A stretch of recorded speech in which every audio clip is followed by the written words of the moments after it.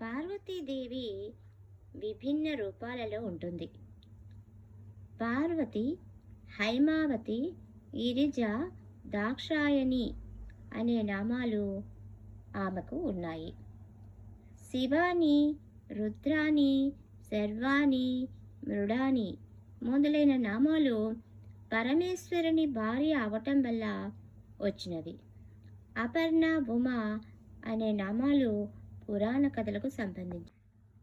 దక్ష ప్రసూతుల తనయ్యగా అవతరించి పరమశివుని వివాహమాడింది. శివ మహత్యాన్ని గుర్తించలేక దక్షుడు శివుని దూషించి అతనిపై ద్వేషాన్ని పెంచుకున్నాడు. దక్షుడు ఒక మహాయజ్ఞాన్ని తలపెట్టి అందరినీ ఆహ్వానించి శివుణ్ణి మాత్రం ఆహ్వానించలేదు.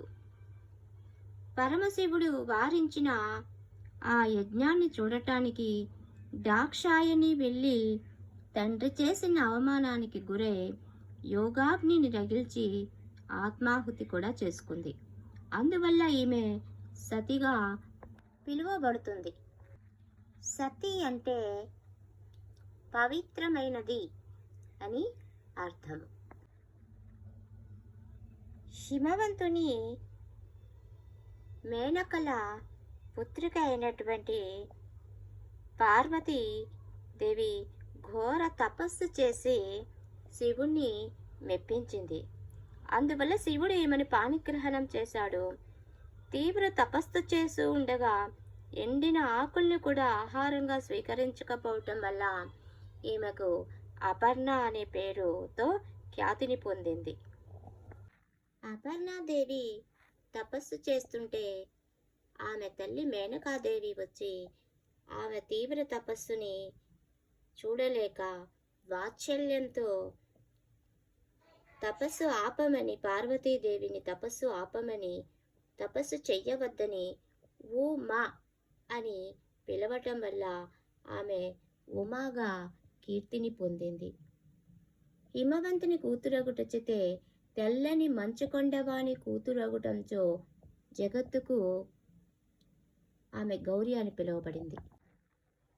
ఉమాదేవి సౌమ్య రూపం, ఉగ్ర రూపం రెండు ఉంటాయి. పార్వతి, ఉమా అన్నప్పుడు సౌమ్య రూపం.